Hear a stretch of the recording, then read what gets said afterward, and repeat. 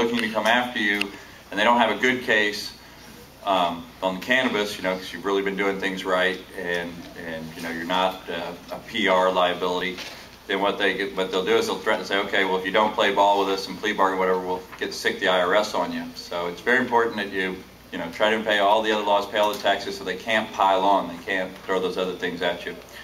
And then one thing I want to talk about real quick was non-dispensary cannabis businesses. Here we have an example of two of them, a seed company and a nursery, live plant company. The laws on these are very vague. If you look in the Attorney General guidelines, you'll see there is a thing called an agricultural co-op. However, nobody's done it yet as far as being a cannabis agricultural co-op, pooling together to produce a product and then turning it over to another co-op or something, you know, as we've heard about with 420 and the Attorney General's opinion, you know, that wouldn't really fly. But a lot of things that people said wouldn't fly 10 years ago, as Jeff talked about, you know, when 215 passed, there was no clubs in 215. You know, there's like one vague thing at the end encouraging the state to establish a distribution system. Dennis didn't care, you know. Jeff, you know, opened up 4 months before 215 passed. So there is a lot to be said for just what he said. We are making the model. It's not a matter of if or when it's going to be legal, it's a matter of how. And the people in the industry, the people doing it, are the ones who determine that a lot. Did everybody get one of these, by the way? We have a lot more of them out here if you'd like to see it. You can have somebody pass these out. I'd just make a quick note, also echoing what he said about taxes, that, you know, in the time of prohibition of alcohol, where the possession of alcohol wasn't illegal, but the production and sale of it in some sense was, they didn't get Al Capone for selling alcohol. They couldn't convict him for that. They got him for tax evasion, because the common jury, the common person in our pool that get in to see whether or not we're guilty, couldn't stand for him making hundreds of thousands of dollars and not paying his taxes when they made almost nothing during the time of that depression, and which we're currently in. We're in the perfect storm of trying to change drug policy with the current financial crisis that's out there.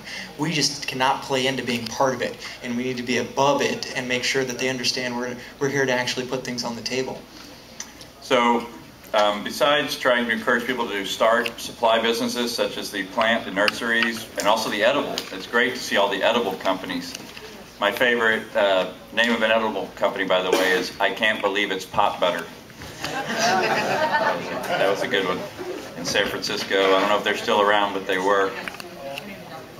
And then just one comment on the idea of not selling plants at dispensaries, because that could get you in more legal trouble than otherwise. I don't know of any cases of any dispensary where they come after them for the plants. I do know of one case where they've charged them with continuing criminal enterprise, which is just as bad as the mandatory minimums on plants, and that's basically when you run a club, you're guilty of that. So while I know Bill Panzer discouraged a lot of people from selling plants last year by telling them that, you know, you could get in more trouble, you know, while technically that may be true, I don't think that's really the reality. Running an ongoing CCE, as the prosecutors, U.S. attorneys call it, you know, is just as bad as the plants.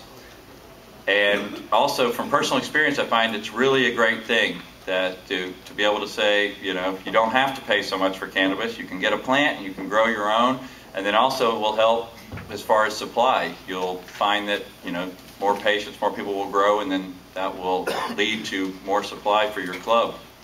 I think that's absolutely the case. I don't think this is on, so I'm just going to talk. One of the things that is important for a member supply collective is that members have an option to cultivate medicine. It's very difficult to make a credible claim to be a member supplied collective. There we go. If there isn't some mechanism through which the members can start a cultivation project. And I know in my own experience in the industry, providing clones really brought us as close as we ever were to that actual model of a member of a 100% isolated collective that was just an internal supply of medicine. So I'm all for it. Be aware there are legal risks, because there are, but we can't let them control us with fear, because then they win. So if you're going to step out, you may have to step out and take some risks. All right, I think we're ready for questions now. We need to pass the mic around so everybody can hear and we can get it. I'm sorry? No, we're going to do this and take a break and then.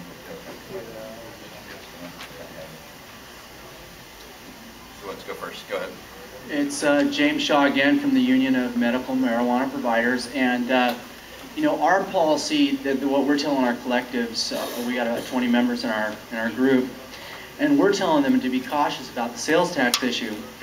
And I hear, you know, it seems like there's a bit of a conflict, the story from the last session and this session, because Bill Panzer is saying, you know, operate not for profit, which we agree with, and then you're talking about paying income tax, but there can't be an income tax if it's a not-for-profit company. So where does the income tax come in there?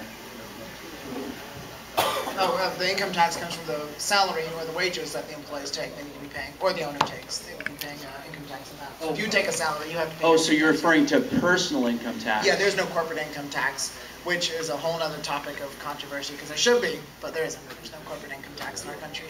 Well, that kind of leads to part two, and that would be, you know, regarding sales tax.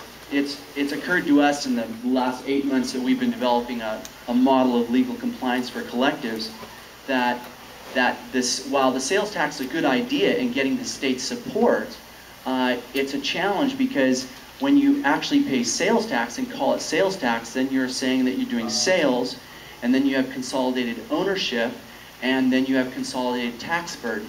And then you get to a corporate income tax issue where the people at the end, 3 or 4 years later, when the IRS finally catches up with them, are going to be burdened with an income tax on a corporate level. So, I'd like to answer that if I could. Might be a little helpful.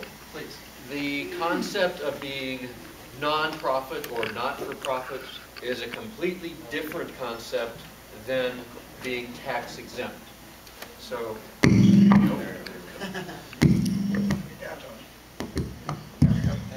Can you hear me? Yeah. All right. Being non-profit or not-for-profit is different than being tax exempt. And you can certainly pay taxes on taxable income for a business, even though you may be set up as a non-profit or not-for-profit. And I discussed that in greater detail in my own presentation.